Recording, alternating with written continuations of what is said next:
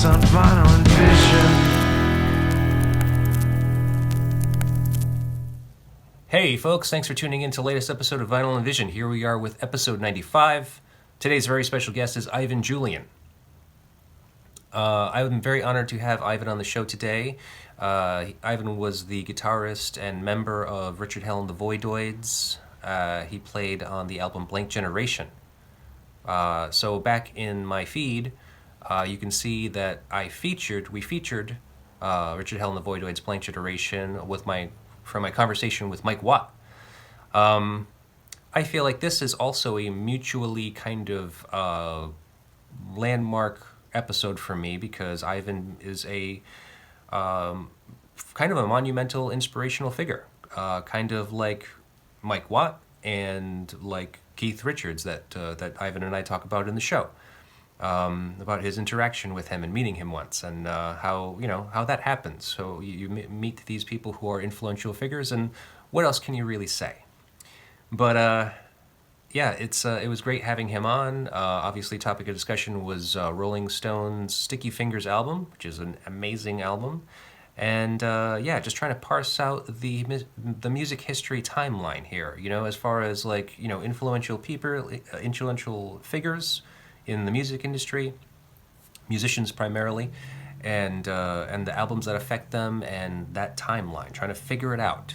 Okay, that's what's essentially the gist of this show here today. So also, Ivan Julian has a new solo record out called Swing Your Lanterns. It's currently available on Pravda Records. We will provide links to Pravda Records to order the vinyl, which is currently in pre-sale status, I believe. So links will be in the show notes. You can get that there, and we encourage you to do that. Otherwise, just pick up the record. I have to mention this. So this album, I mentioned this to Ivan in my conversation with him. Swing Your Lanterns it's a great record, and I think the great thing about it is something that is mutually shared with the Rolling Stones' Sticky Fingers, according to what Ivan told me, is that it's a kind of a monumental piece of work. It has a lot of texture to it. It has a lot of things going on. It has a lot of variety to it. And that's kind of what I like most about that record, Swing Your Lanterns. And so I encourage you to go at least listen to it. And then if you listen to it and you enjoy it, by all means, buy the record. That's how it works. I hope you enjoy it. And if you do, all that we ask is that you please do all the things you do with the internet, like, share, subscribe, comment, rate, review, all of those things. So again, thank you very much, folks. Enjoy. Hi, Ivan. Yeah, I didn't interrupt anything, did I? Were you busy? No, I was just scraping tinsel off the floor to use for a video. Oh. You're in your studio now? Yeah, this is where I am, yeah. Okay. I can't remember the name of your studio right now. Super Giraffe Sound. Super Giraffe Sound. It looks amazing. It's the glorious result of the fascination with junk and the misspent youth, Yeah. But it looks beautiful, like artistically speaking too, like the paint on the the paint job on the outside. Inside is obviously a gallery. It's just very eclectic. I love it. Yeah, we're lucky to have the place. We're really lucky to have the place. We are. I mean, I knock on wood, every time I think about it, because it's in Williamsburg and the real estate goes up here by the second. Oh, I bet. Yeah. New York is not. I fear it to no end. Yeah. Where are you? May I ask? Rhode Island. Oh, cool. Well, you might. Yeah. It's kind of reasonable to live there. Things aren't too bad. Oh yeah. Yeah, I mean, it's getting bad everywhere, but I mean, here seems still fairly realistic and possible, I don't know what they're thinking about people paying $4,000 a month for anything, Yeah, I mean, without the cost of living going up either. I mean, yeah, what is someone to do? Yeah. It's crazy. Well, I mean, I don't know. This is just the way the world works, I guess. I don't really know what to tell you about that. Yeah, so true. So, Ivan, it's an honor to have you here to speak with you, and I've been really looking forward to this. So, just to kind of let you know, I mean, what I do here is I talk to typically musicians about an album that is influential to them, that they find important to the art that they create. So, I want to just go ahead and get right into it. You chose Rolling Stone's "Sticky Fingers." To me, that's the epitome of a perfect album. Why is I that? mean, because the way it's the way it takes you through different emotions, the way it takes you through different tempos. It's much like a book, where Mm. in the opening chords that kind of gets your attention to Moonlight Mile at the very end of the whole record. It takes you on a journey. It's like a being guided through a house with different rooms. And Yeah. a lot of albums try to do that, but that album, I think, I mean, just the songs, everything about it, the way it's recorded, the fact that a lot of it was done at Muscle Shoals, which is just a magical place to record, down Yeah. south. Right. And I never find myself tiring of this record, because I Yeah. mean, and all the different, I mean, you could say genres, but like all the different approaches they take as well. Right. Right.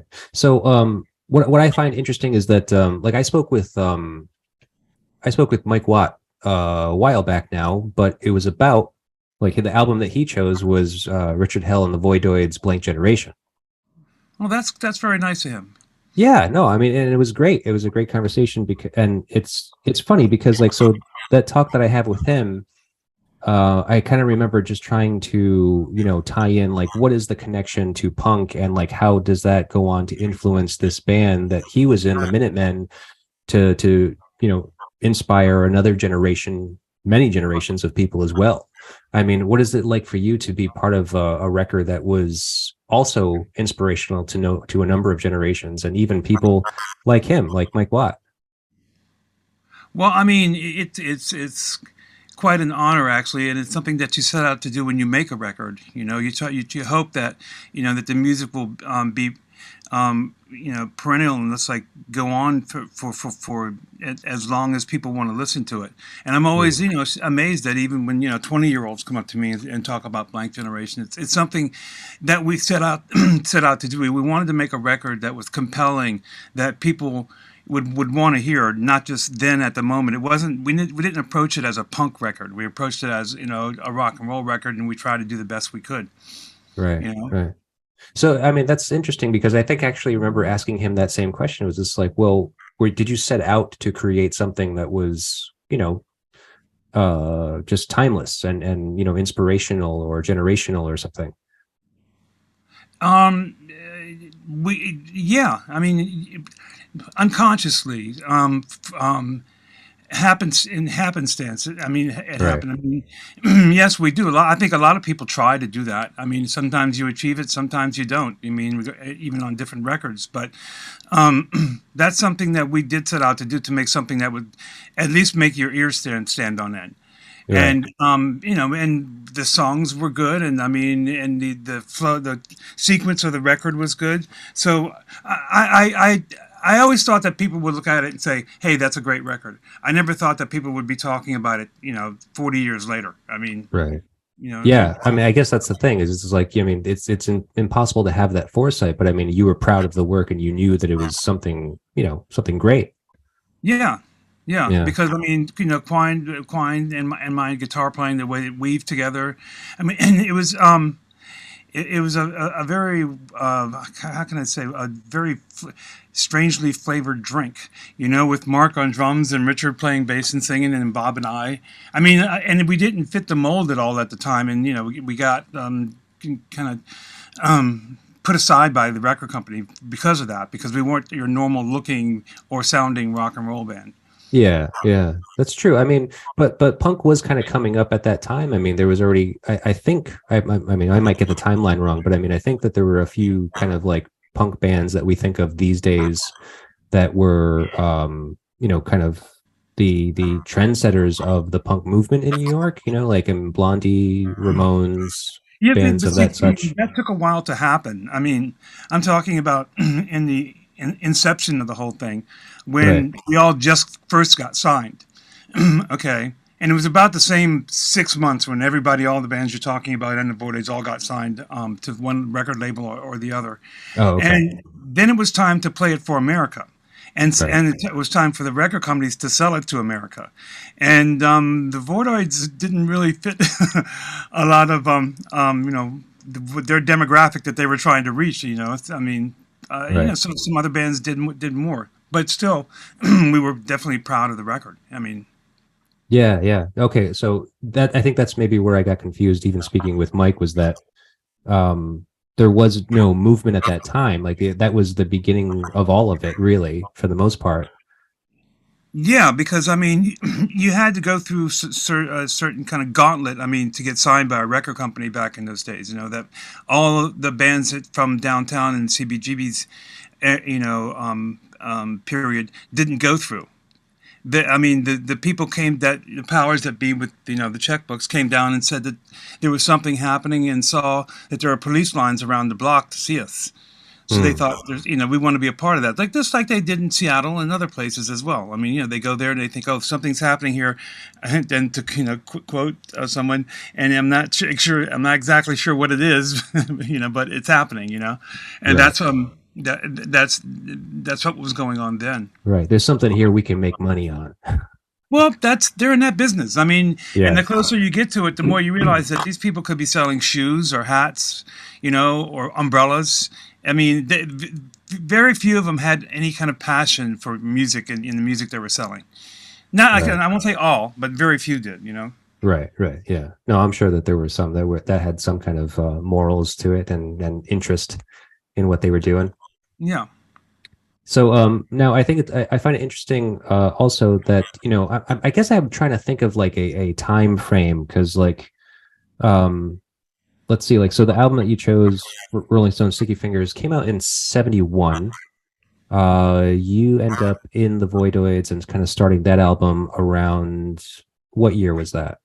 It would have been 76, 77. 76, 77. Okay. So so this music is not classic rock at this point. This is actually kind of relevant music at the time.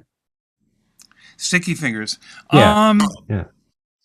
Well, it had been 5 or 6 years. I mean, depending on where you lived, I mean, the country had gone through several trends by then. I mean, disco was starting, but yeah, it wasn't by any means classic rock. It was still relevant to some degree. I mean, if you could Yeah.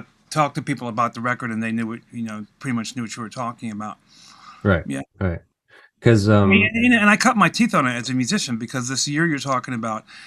I was 15, 16 years old when this thing came out, and I in was learning to 71. play so I was learning to play the guitar. So, I mean, it had a huge influence on me, especially since a lot of the, I mean, guitar players then, this was like, just after the 60s, and a lot of the guitar players that were getting attention were thrashers and kind of fast note players and big solo players and all that. And here Mm. was a record where there wasn't much of that, but the songs were what stood out and made you want to hear it over and over again, more so than some of the others that were playing a million miles a minute. Mm. Right. Um, yeah, thinking about this record, I mean, like, so did you hear it when it came out in 71? That's the first time. Yeah, yeah. And so what first attracted you to it at that time? Um, well, it was a turning point for the Stones, because I mean they just released Beggar's Banquet, which caught my attention, and then Let It Bleed, which got my attention. They were headed in this kind of blues direction, which Mm. I mean I really love because I like to say when I was a teenager, most of the people I listened to were dead. I mean, and they Yeah. were drawing this, as Keith Richards says, they took our culture and gave it back to us because we didn't know what to do with it, and that's exactly what they did on that record. And that's what really drew me to it. I mean, and I didn't think at the time that I would be it would become one of my favorite records. I thought this is a really good record. It was a really great trilogy transition from where they were with Satanic Majesty's Request and that whole thing. I mean, they really had to pull themselves out of a hole, and they did, with Jimmy Miller producing. So Right. and everything about it was it's kind of like Bowie in a way when he came out with Ziggy Stardust, and it was pressed on this Dynaflex vinyl that you could almost bend in half. Oh So yeah. everything about this release was new, in terms of Bowie. And the same thing with the Stones is like, Keith Richards is playing a clear guitar. There's slide guitar on the record. There's kind of this calypso thing. Yeah. So, I mean, it was very fresh sounding at the time. Hmm. Okay. And people talk about records that are made at Muscle Shoals, that it has some kind of mojo happening because of the mud and the river and all that. I mean, people love to go there to record. Right, right. Well, the in-house players too. I mean, that's kind of like what made that studio as well. Yeah, exactly. Yeah. Right. So, depending on which studio you're talking about and whose story you believe and all that. yeah, I guess that's true. But I mean, yeah, the studio itself is just kind of like proven to kind of just have some magic, and everybody that recorded there made something that was like I timeless for the believe most part. the room is the fifth person in the band. The room has a lot to do with the way things sound, I believe. Oh, I'm sure of it. Absolutely. I mean, did you ever record there? Have you had any experience there? No, I've never had the honor or privilege to go down there. Right. Okay. You know, I'd like to, I'd like to. I mean, but I don't know what I mean. I don't know what my expectations would be. I mean, at this point, yeah. I mean, do they actually still record even there? I'm not sure. Excuse me. I'm not sure.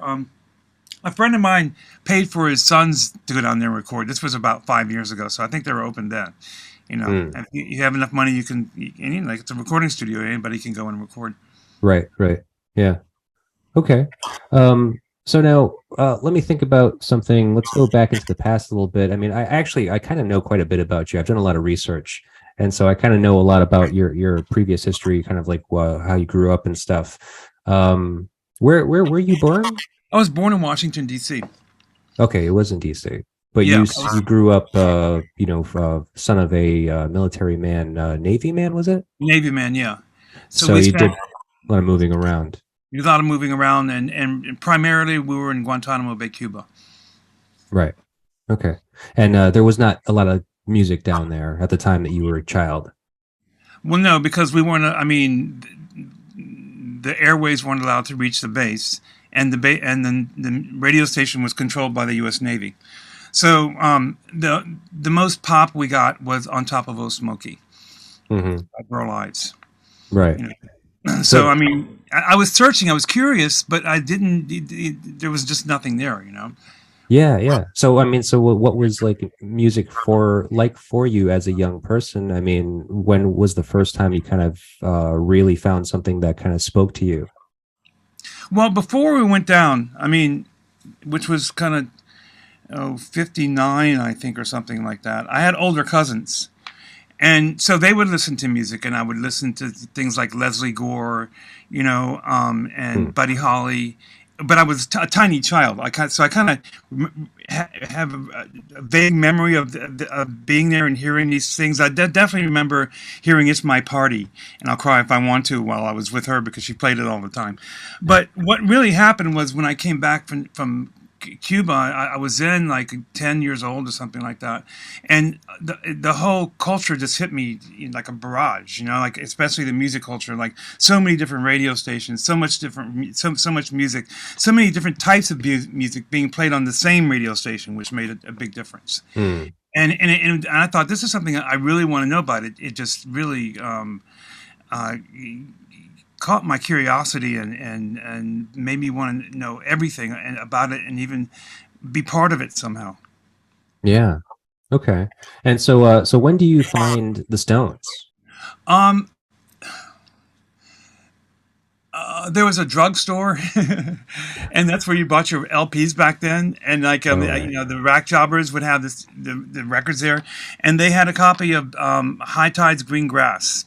Okay, which was the Stones' greatest hits album. All right, had a Satisfaction on it and all that, and it was like $3.29, and I thought, oh God, how am I ever going to afford this? You know, because I had bought some singles, but I thought this is like astronomical.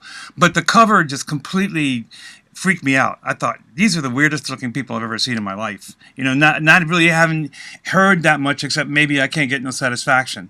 And then after I'd somehow saved money and bought the record, I was captured by the snare drum sound. That's when I really started to realize the recorded sounds of different instruments. The snare drum sound really got to me. I thought, how do they get a drum to sound like that?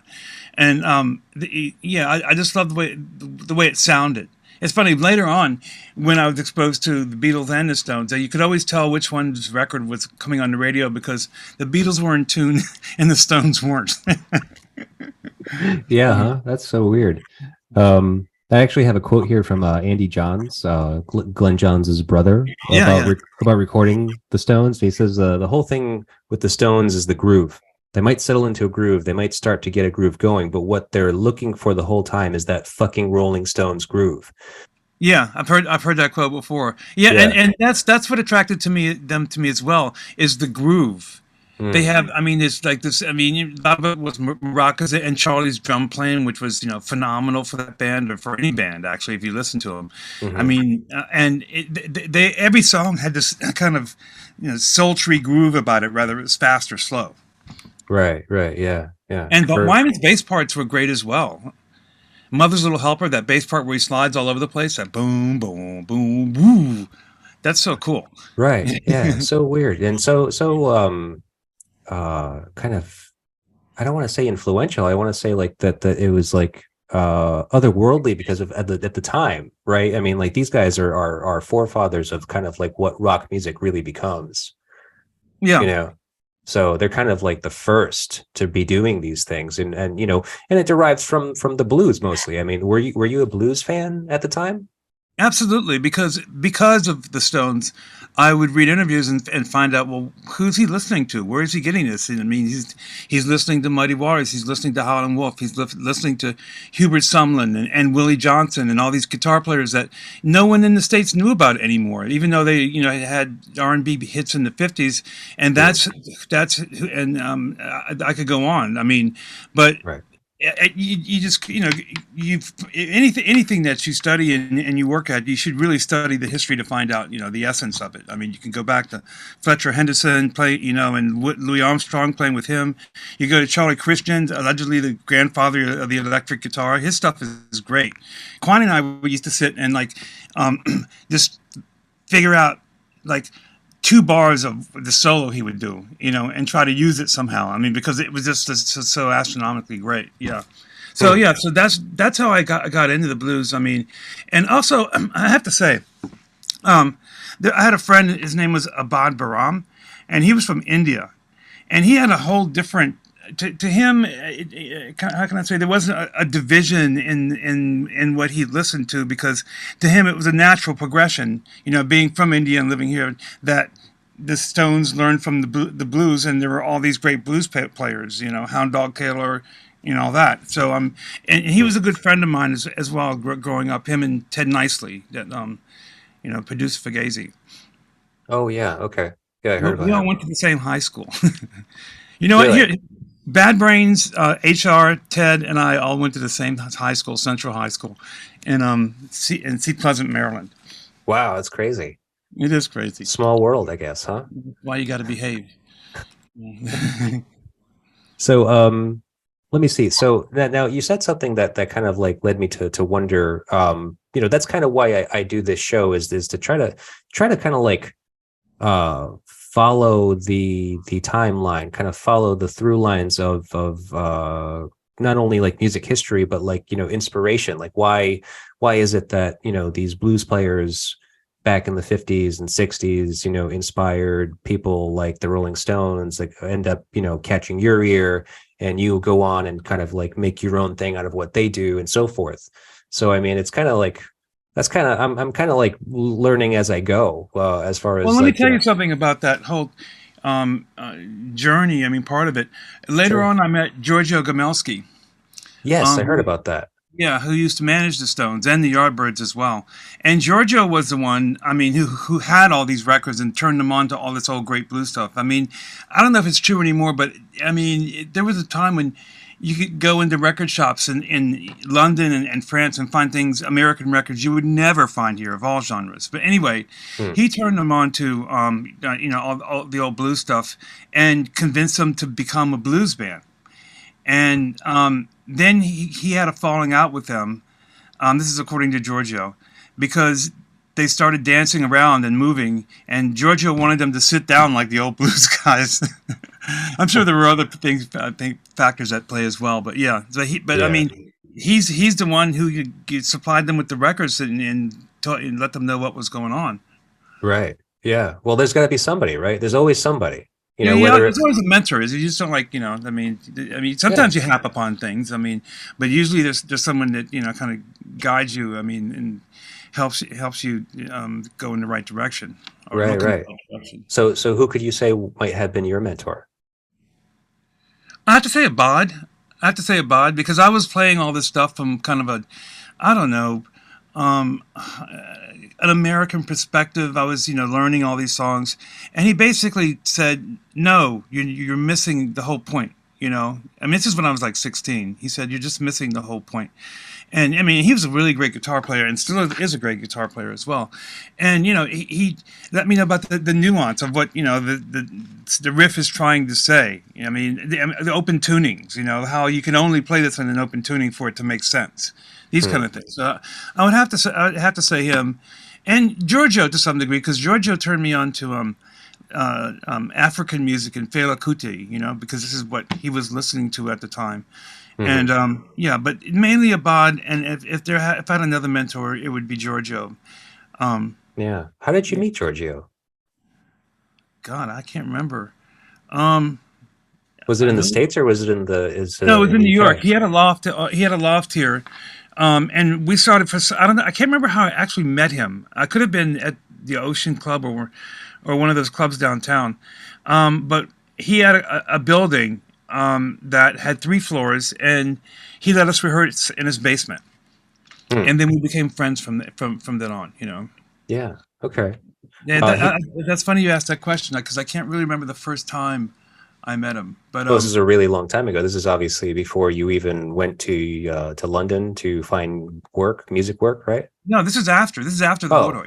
I should remember. Oh, after the Voidoids. Oh, okay. Yeah, and I remember London, so I should remember this. I just can't remember the first time we actually met.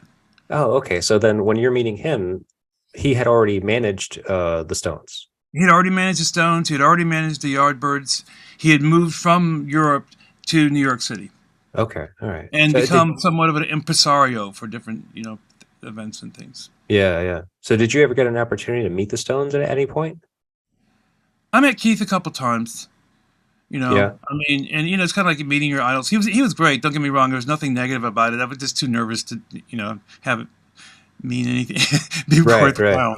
Yeah, that's the thing about meeting celebrities or people that you just admire and respect is that sometimes I have the same problem too. Even having these conversations, I sometimes feel like I'm a stumbling idiot, but it's all out of love. It's all out of respect. No, it's true. But this was a guy, I'd held solely responsible for, pretty much, rock and roll at the time and my guitar playing. We were thrust we were in an elevator together all of a sudden. And I'm like, and I'm looking down at the floor and I see this boots and I look up and I go further and my head goes up and I go, oh shit. and we were going to the same party and I said, actually, what I said to him was like, you've been such a huge influence on my playing, and I want to thank you. And he goes, I have a habit of doing that. That was his response. Coming from Keith, that's kind of what you come to expect. Exactly. And then I had nothing else to say. But yeah. So he's the only one I've met. Cool. Oh, wow. That's great. I don't know how you feel. Obviously meeting idols and stuff, it's kind of like a weird thing, but you had the experience at least. That's pretty impressive because not many people get to. No, it's true. It's true. And whatever your field is, to meet the person, that is like you consider your mentor. Not many people get to meet them and have it be a positive experience at that, Right. All right. Well, I think we should probably just try to go ahead and get through this record a little bit. So the record starts off with the song Brown Sugar, which I have a problem, or at least I actually don't have anything for this song written down for me to ask you about because, in my research, I don't know how well you know the lyrical content of this song. Yeah, I know it very well. Oh, okay. So, I guess it's kind of controversial, the song, like, especially now, like it's, Yeah, especially now, but he's writing from a perspective, it's a song and he's writing from a perspective. He's not, glorifying it or anything. He's just documenting what happened back then, Right. English blood runs hot, lady on the house wondering when it's going to stop. Here and whip the women just around midnight. These are things that happened. You know, it's not like he's, you know, glorifying it, going, "Oh, this is so great." It's like it's to me, it's an amazingly lyrical song. I mean, yeah.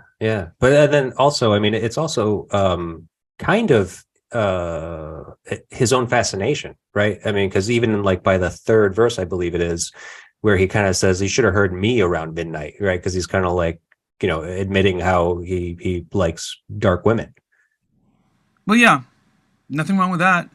No, nothing wrong with that at all. I mean, Because I'm aware even then, you know, of the flack and he got for especially that song and the controversy surrounding it. I mean, in interviews and stuff.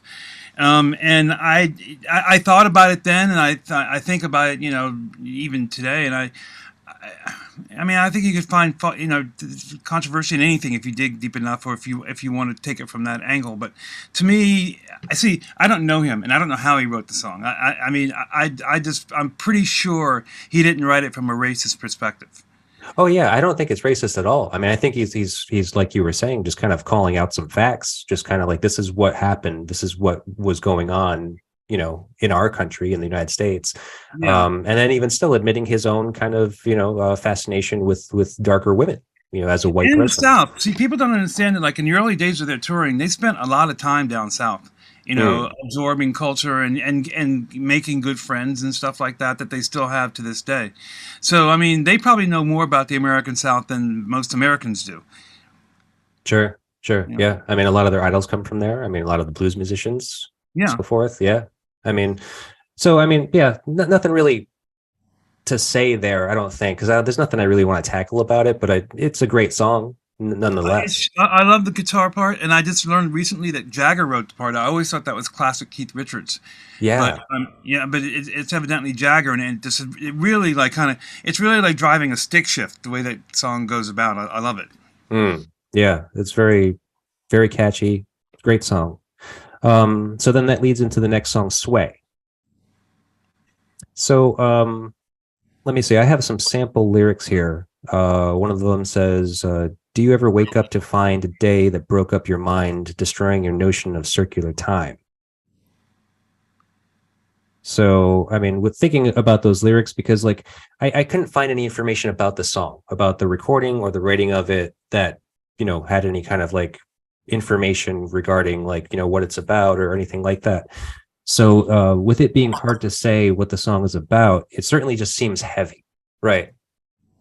It seems heavy, like a heavy song. Yeah. I mean, if you look at Jagger's songs every once in a while, and I'll try to think of another one, he does always touch on like, you know, going through a hard time, you know. I mean, just kind of this like the evil eyes got you in its way. It's just like kind of like going through this this lull, this valley of bad luck. He does that in other songs as well.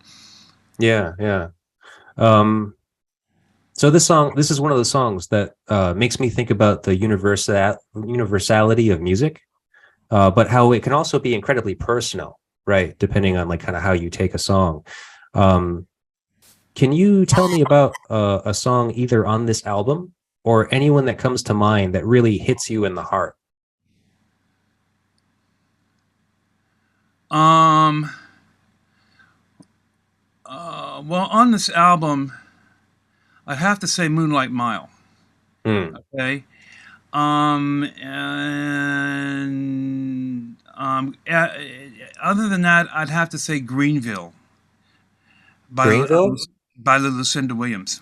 Oh, okay. Almost everything she sings hits me in the heart. You know? Yeah. I can imagine. I mean, like, are you? I mean, that something that you kind of like look for in music? Like, I mean, I don't know what it is like for you, like when you find a new record, like how you kind of consume it, and like, you know, are you like, when you listen to something, do you think about how is it affecting me? Like, how is this making me feel? Or is it just kind of like a wash over you? No, I'm thinking that it's making me feel.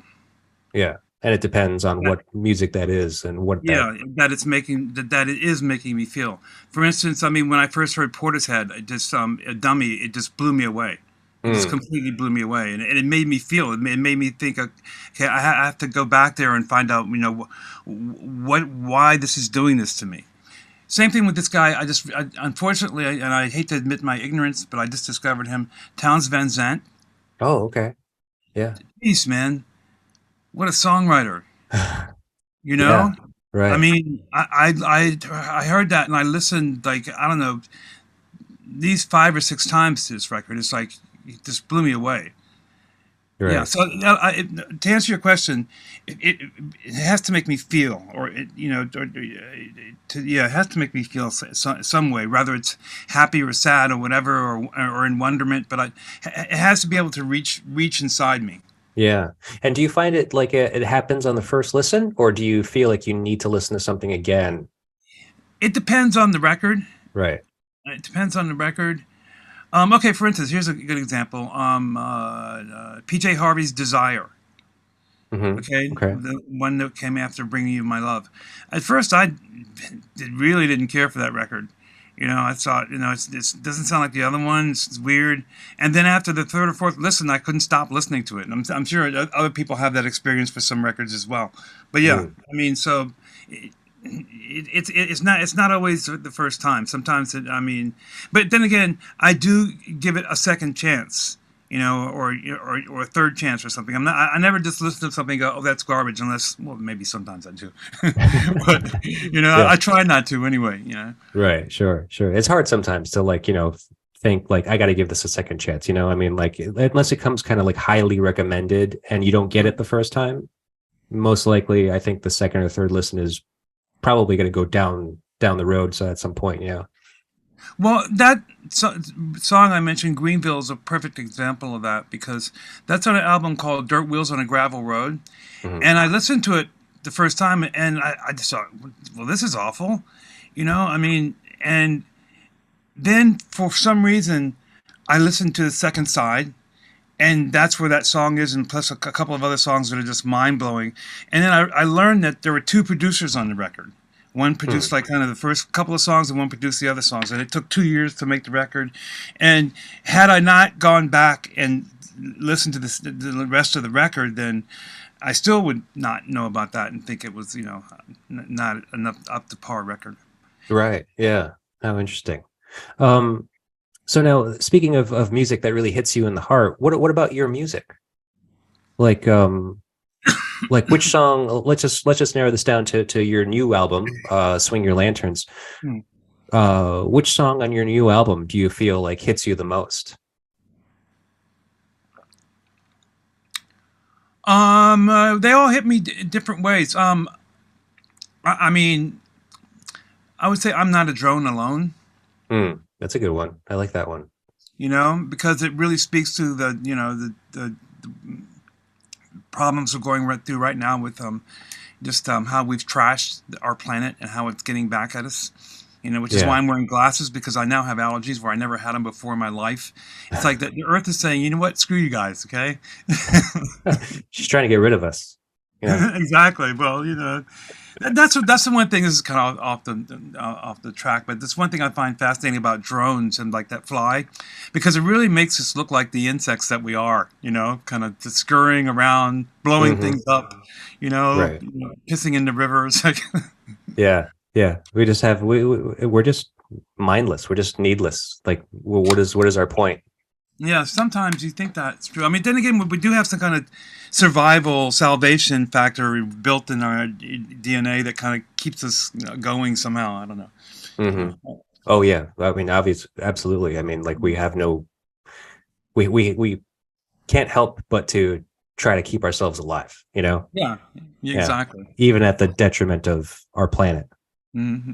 Yeah, exactly. Yeah, well, and others, because now they're discussing, well, let's go mine the moon. That's going to turn out fine. Oh my God. Let's ruin the whole universe. Fuck this planet. We've gotten just about everything we can out of this planet. Let's just go to other ones. Exactly. All right. Well, let's move on to Wild Horses. How about that? It's a beautiful song. It's of course, a beautiful song.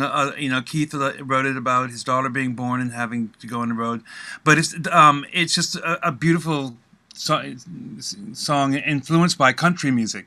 which again, when you hear that, it makes you go, well, okay, let's talk about George Jones. Let's talk about early Hank Williams recordings. Let's go listen to that. Now that we've had this, as kind of a badge, let's go find out about the country music and all these things, and let's try to play some of it and try to learn some of it. And as a musician, the B minor to G is just opens your heart. Yeah, interesting. Okay, I'll have to try to learn how to play this song. I don't do covers very often, but sometimes you hear a song and you're just like, I really wish I knew how to play that. That's the thing about that album, except for maybe the open tuning stuff, which is easy if you tune your guitar open. Most of it's really easy to play. Oh, I mean, okay. well, there's another thing, but you can definitely figure out what's going on. Yeah, well, maybe you can. I don't know about me. I'm not that good. So let's see. Wild Horses. I have this quote from Keith Richards from his book Life. The quote says, "It was one of those magical moments when things come together. It's like satisfaction. You just dream it and suddenly it's all in your hands. Once you've got the vision in your mind of wild horses, I mean, what's the next phrase you're going to use? It's got to be, couldn't drag me away." That's very key. Yeah. So, and then he goes on to say something along the lines of how sometimes a song seems to write itself. Have you had any experience like that recording this new album? Oh yeah. The other song I was going to mention is the one that that kind of touches me is "Love Affair."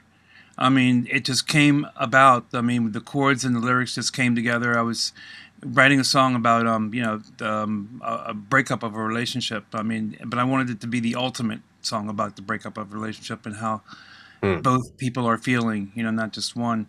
And it just came. The chords came, everything came.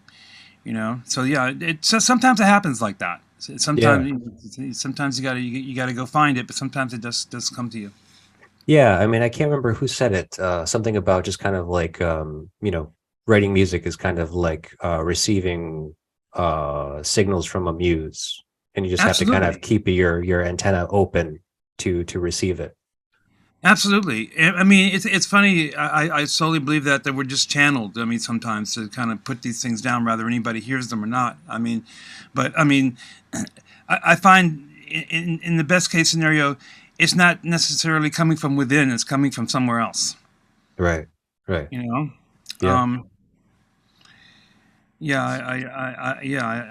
I totally agree with that. Interesting. Yeah, I can't remember who said that now that I say it, but I know I've heard it. I believe you. All right. So next song, Can't You Hear Me Knocking? What a great riff. Fucking crazy riff. Crazy riff. I mean, and it just, I mean, you know what? And I've learned to play that song over the years and found out thought I was playing it right. Found out I was playing it completely wrong. It's much simpler than I thought it was, especially that middle break. And it's, I don't know who they're paying homage to on that. It's like, I want to say Little Richard, but I mean, musically it has nothing to do with that. It's kind of one of those weird like hybrids, right? Like, that it's inspired by the blues, right? But It's like the way that they do it, it's got a different kind of like funky take to it. And it's just so grungy and like dirty. Yeah, exactly. And then it ends with this kind of, I don't know, West Coast kind of riff that boom, boom, boom, boom, boom, boom. It's just kind of like it's something that maybe Jerry Garcia would play or something. It's got everything that song. And it has congas that they're playing. It takes you somewhere else. Yeah, I wondered how much Jimmy Miller was responsible for that. But yeah, it's just a great song, and it's a different song rather than it just being verse chorus solo. So it's good to have it in there like that. Yeah. Also, at the time, thinking about it, I mean, this was a period where most bands were doing jam sessions. So so therefore they'd have a record and they'd have like a 20-minute jam in the middle of the song or something like that. And the Stones kind of touched on that. They said, well, here's a 30-second jam in the middle of a song without it going on and on. Huh. Interesting. Okay. So let me see. So this song, I mean, not much to say about it, but that riff is just so catchy. It's infectious. It's dirty. It's groovy. It's all of the things you want. Can you think of a song or maybe another riff that makes you want to like fuck or fight more than this song? Like depending on, like, I don't know how it hits you, but it's like it's got to be one of those two like extremes. Two. One of them is "Hey Hey Hey Hey" by Little Richard. Okay. It's on the backside of Kansas City. I mean, it's a breakneck tempo. I don't know how they recorded it because everything sounds like it's on fire, and it just makes you want to go like smash some window or something. It's just the total riot song. Yeah.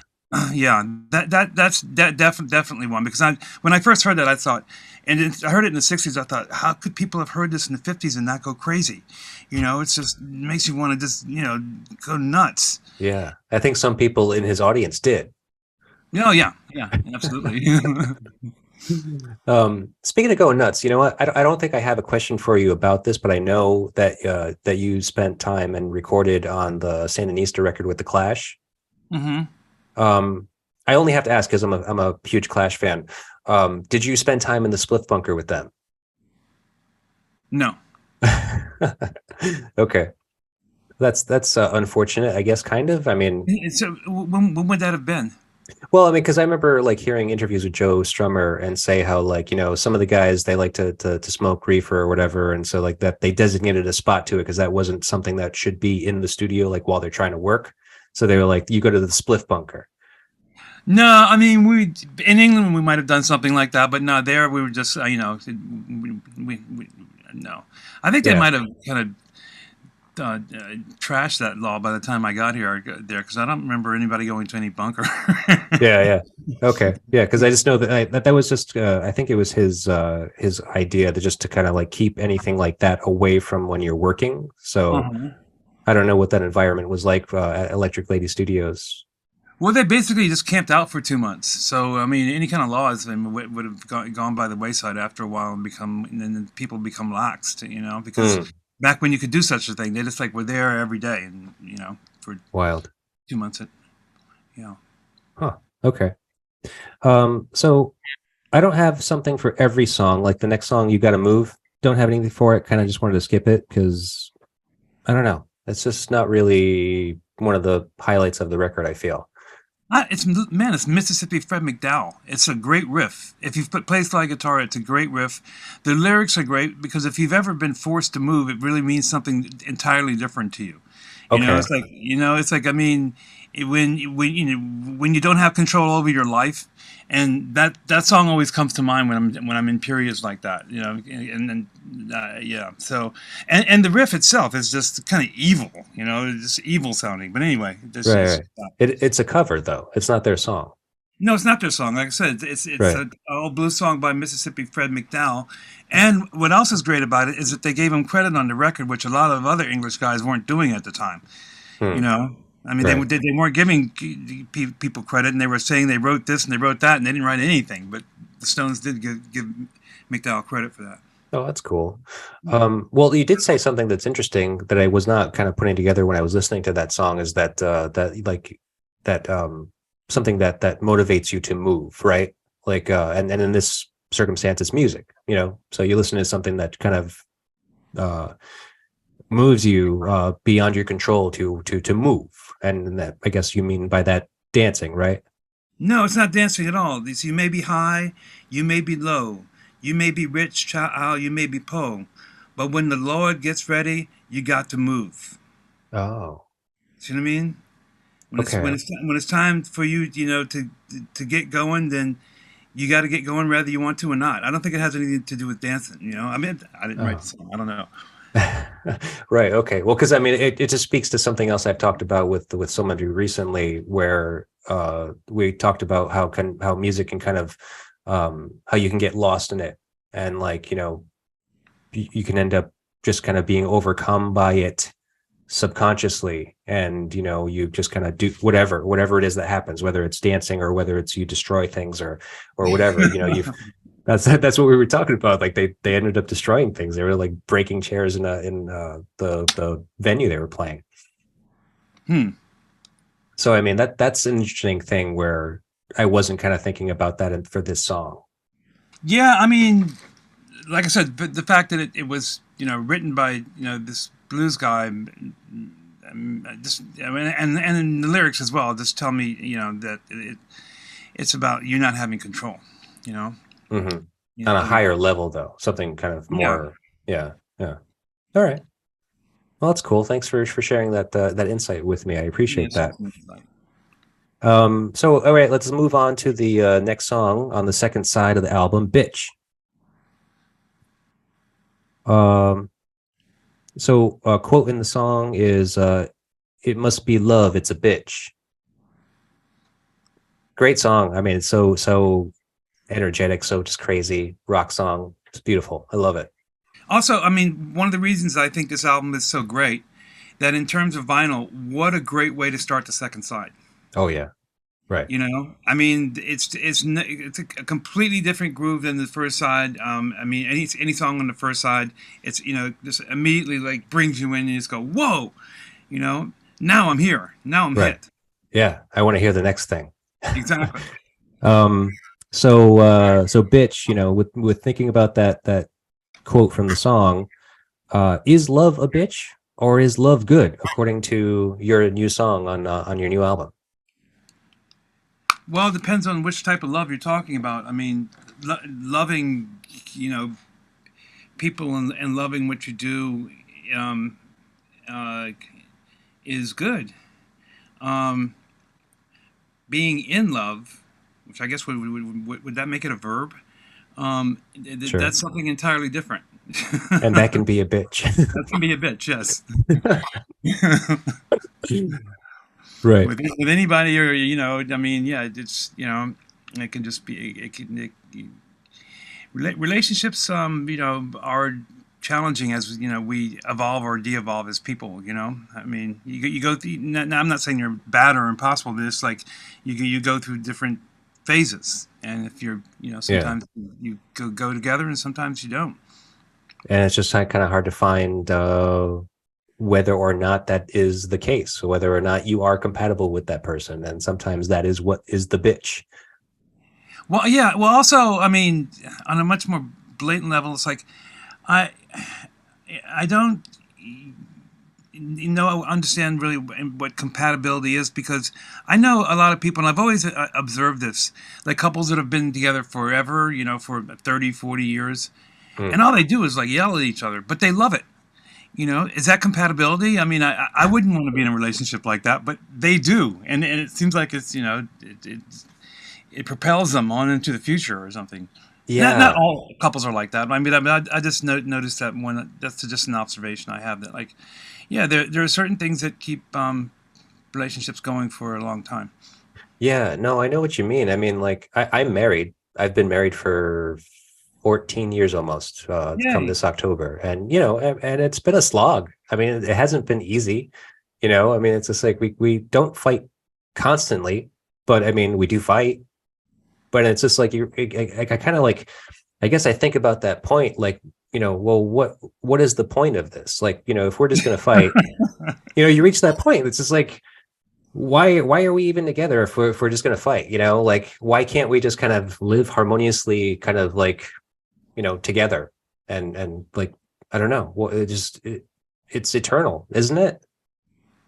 Yeah. Well, I mean, I don't think there's a species on Earth that exists, in couples and in relationship without some kind of dynamic, like happening. I mean, right. It's like it's just kind of who we are as animals, I guess. I mean, I don't know. What is it? Doves mate for life. I don't know if they have arguments or not. Right. No, I don't know if I've ever seen them argue, but I would love to know if they do, and I'd love to know their secret if they don't. Plus, I mean, marriage. I mean, I've been married. It's difficult in the culture we live in right now, because I mean, it's things are complex, sure. And there's a lot of demands on people individually as well. I mean, and a lot of different changes, that they have to go through in order to kind of exist in this culture we live in. Yeah. I mean, what I'm trying to say, I guess, is like, maybe if the culture is simpler, then the relationship is easier. I don't know. I don't know the answer to this question. Well, I mean, because it's been, I mean, ever since man where there has been relationships. So I mean, I don't know if it's so much cultural as it is just like the dynamic between people. Well, and I don't know, it's just so hard. It is a bitch, isn't it? No, it is. It is a bitch sometimes, but then again, there are other times when it makes up for the fact that it's a bitch, and that's what keeps you there. If it's just a total bitch, then it's sooner or later something's got to give. Right. But yeah, I mean, yeah, with that, like he says, it's a bitch, and what's the definition of that in these terms? It means something that like difficult and hard and not easy to get on with. Mm-hmm. Yeah, but we still try. Yeah.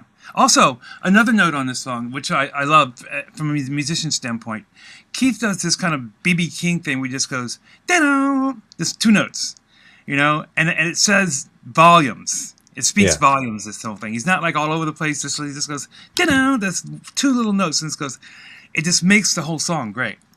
Really? Where is that? In the breaks, when the horns come in. Okay. Ah,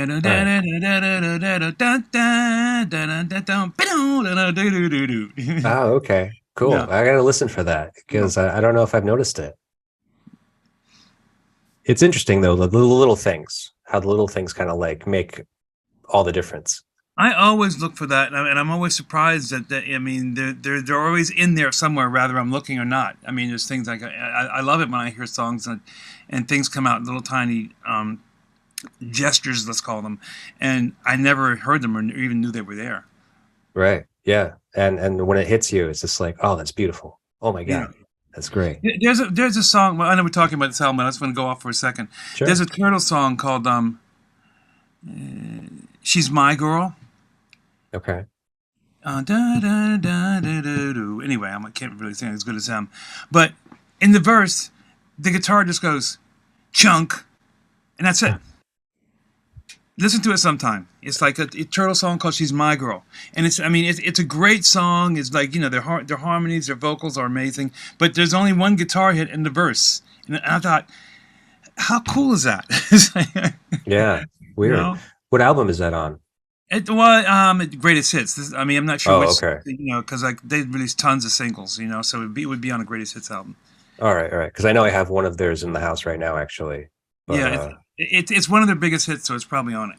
All right, I'll take a look. Yeah. All right, let's keep on moving. We're gonna skip "I Got the Blues," just because I don't have anything for it. Okay. Move on to "Sister Morphine." So, "Sister Morphine." This is a weird song, right? Because like, there's a lot of like. This song is confusing to a lot of people. It's been kind of like interpreted in many different ways, right? Yeah. Let me start with you. Like, what is your interpretation, or what does the song do for you? Well, I mean, to me, it brings to light how you can become, how when you're lying in a hospital bed and your only salvation is getting a shot of morphine and to kill the pain, when you're in a lot of pain. And this was the case, especially, post-war, 50s and all that, when it was, they didn't have all these opioids and like man-made, opium products. I mean, it was this morphine, and when you would, in pain in the hospital, that's what they gave you with a big syringe. That's what I always envision when I see that. You know, the scream of the ambulance is sounding in my ear. It's like, this is like being in an accident and needing a drug to make you feel normal, or just get rid of your pain. Well, that's what I mean. Right. Hopefully, getting rid of your pain is normal. Well, because like an addict might use morphine just for recreational use. Morphine's a little strong, but I guess some kind of opiate, right? Yeah, well, an addict would do that, but to me, this isn't, even though whatever. But this isn't from the perspective of an addict. This is from the perspective of a patient. Right. Right. And so, keeping that in mind and referring to what you're talking about, I know that you have suffered cancer, and you are doing better, I guess, right? I mean, you're not currently in treatment, or No, I'm not in treatment. I go back every 3 months and get all kind of scans, and and drink all kinds of weird fluids so they can see things inside.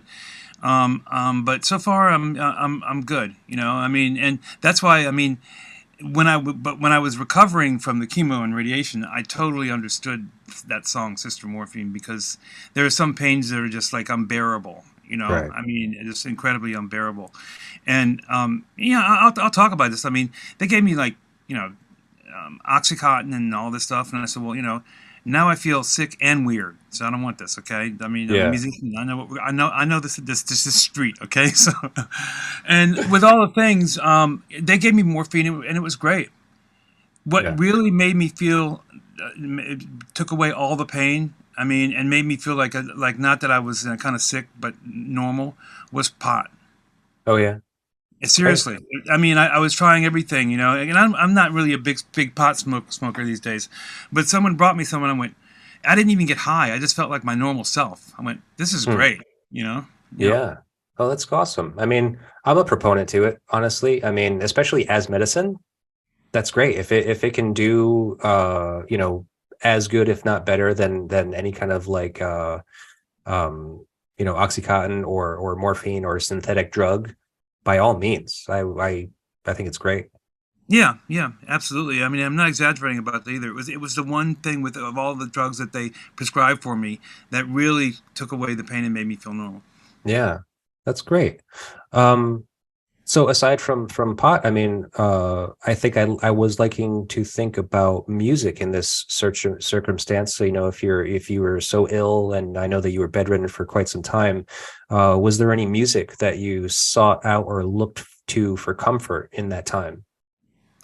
There's two things when I'm really going through a hard time, I always do. One of them is listen to Blonde on Blonde nonstop. I don't know why. Okay, that's You great. know, um, and the other one is, and especially when they would put me into the tube to get the radiation treatments, you get to choose whatever music you want to hear, and I would choose Chopin's Preludes, which are great, like Opus number 28. It's like amazing, amazing stuff. Chopin to me reminds me of Hendrix. When you Yeah, listen to him, especially when you listen to his solo piano playing, it's just he's like soaring, and kind of taking it to all different tempos. So really. those two things, I would say, yeah. Wow. Okay, that's great. Blonde on Blonde, I know. Chopin, I need to get into. Yeah.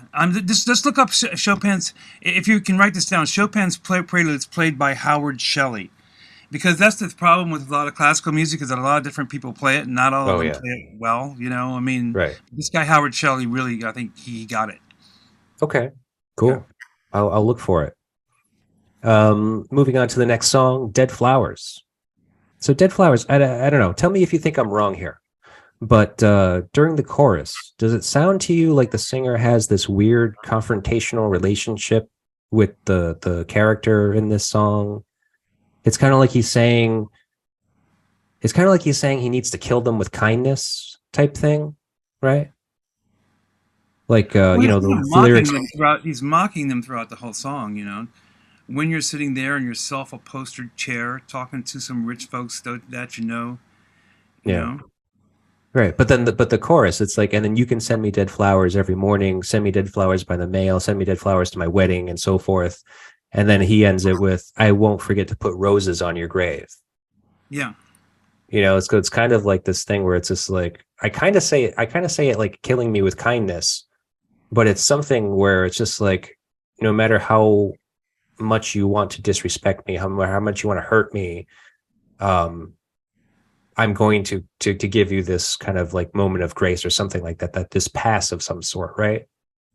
Well, I mean, you could say that, but this is also kind of a country music narrative / blues narrative where you can be as bad as you want to, but I'm going to outlive you and put roses on your grave or dance on your Oh, grave or I whatever. see. I Yeah, mean, yeah. I'm going to win. I get the last laugh. Right. Okay, all right. Well, because so I mean, with me thinking about the whole killing him with kindness type of thing, I was thinking that like the music business can be a sticky one, with a lot of big egos and contention in it, right? Hmm. Um, I get a vibe from you that maybe that's the way you would deal with a situation, like kind of kill somebody with kindness? Oh, let me think about that. Maybe I'm wrong. There were I don't know. periods in my life. No, no, no, not necessarily. I don't have time for that anymore. You know. Yeah. I mean, I see what you're saying. I mean, um, I've never come off as a kind of aggressive, violent individual, but I do defend myself. And if I were to do that, it would be so sardonic and so sarcastic. And which would means I have just absolutely no respect for you, that I can't even confront you. Mm-hmm. Yeah, you know what I Yeah. mean? Yeah. Okay. Sure. I mean, is there any circumstance you can think about where it was kind of something like that, like in the music business, kind of particularly? In the music business, oh, well, this wasn't really me killing them with kindness, but in a way it was, because I completely ignored them. I was at a very fancy restaurant, and there's two guys and I'm in the men's room, and there's two guys at the urinal, and they're talking, and one goes to the other. Punk rock started in Japan. This guy went to Japan and saw the Japanese guys playing punk and took it back to England, and that's how the Sex Pistols got their start. And I'm just Okay. thinking, okay, do I say something? No, they're too far gone. It's not they're not worthy. Just like, so Right. that's like in a sense that was kindness, because I ignored them. Right. Right. And plus, I mean, if you did get into it, you'd end up in this whole long ordeal of an argument, right? That like you don't want to have. I don't want to have an argument about fact. Right. I mean, it's just like you'd be arguing your point to somebody it's just pointless to have this discussion with them. Exactly. Obviously they're not music fans. They're not, kind of music literate to a degree. Yeah.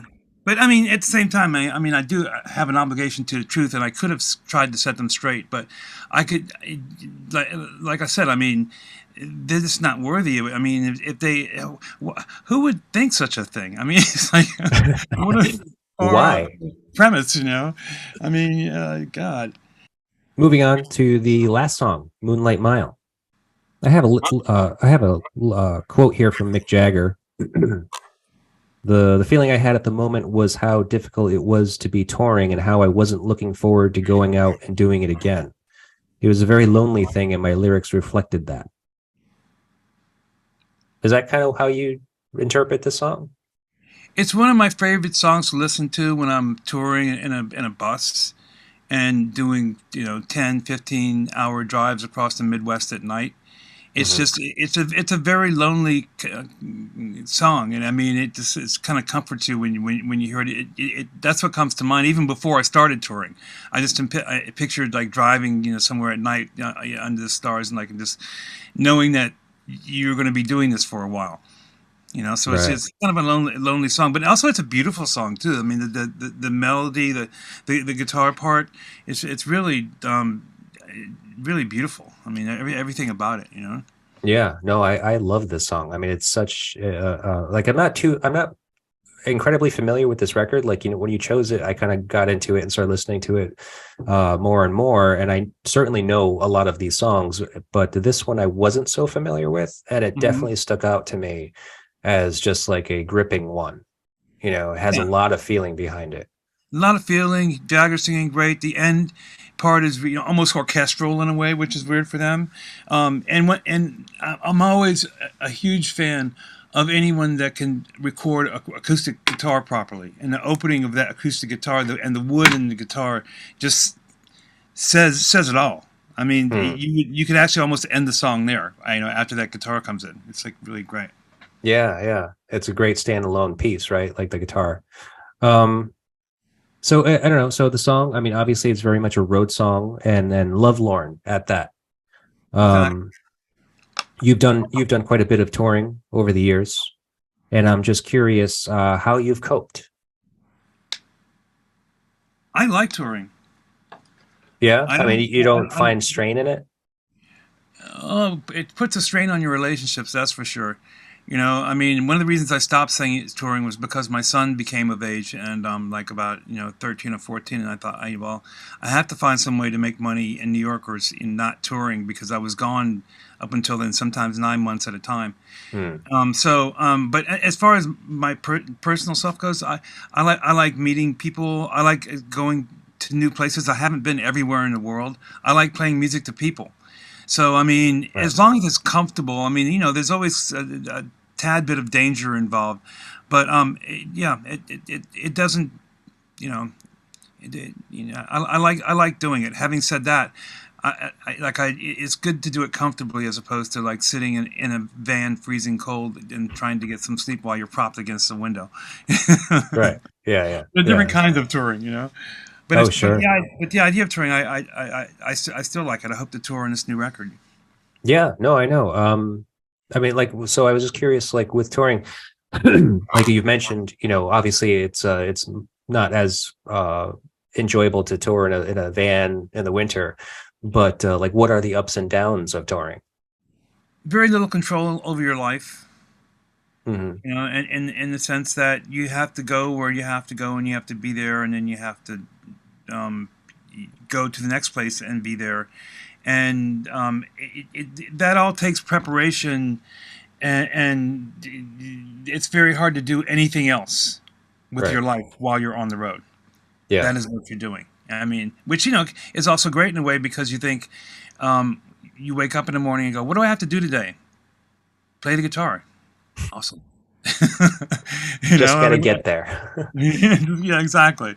But I mean, but you really you do lose control over the factors of your life, and just like there's not much else you can do while you're touring but tour. You can't stop and say, "I'm sorry guys, I can't make it tonight because of blah blah blah," and you guys have to play whatever theater without me. It doesn't work like that. Right. Yeah. I mean, and you hope everybody around you stays safe at home, and so you don't have to. Because sometimes things happen, and people have to leave tours. You hope that doesn't happen to you, you hope you have privacy sometimes, because that's another thing as well. So, because like touring, it's why bands only last sometimes 5 years, because it's much like a 5-way marriage, Right. And you see each other sometimes 24/7. I mean, not 24/7. I mean, aside from like 5 or 6 hours that you may sleep, sometimes you may do that and then find the other person in a bed across from you still. So there's a lack of privacy, which is hard. That's what I think is the hardest part to deal with, because you don't really have privacy backstage. While you're on a bus, because you're on a bus with people. I mean, there are ways to get around it, like reading and putting headphones on, but. Yeah, if there were a downside, I would say that was it. But other than that, I like it. Yeah. Well, I admire that you want to get back out on the road to tour on this new record. I know that you're still kind of in the midst of trying to find an agent, right? Yeah, we're still looking for a booking agent, that will get us on the opening slot or something like that. I mean, we're playing April 6th at a place called Union Pool in Brooklyn for the record release parties, and we've been playing for like the past year. Yeah, but not not a steady tour. Like when you tour, it's usually like a certain amount of dates for like a certain amount of time. Yeah, right. So I mean, what would you like to see happen at this point as far as touring is concerned? I would like to get an opening slot with a band. I mean, you open for somebody on a tour. I mean, we're not really, the record. How can I say? I can't headline at this point, but I would like to have an opening slot playing theaters. I would love that.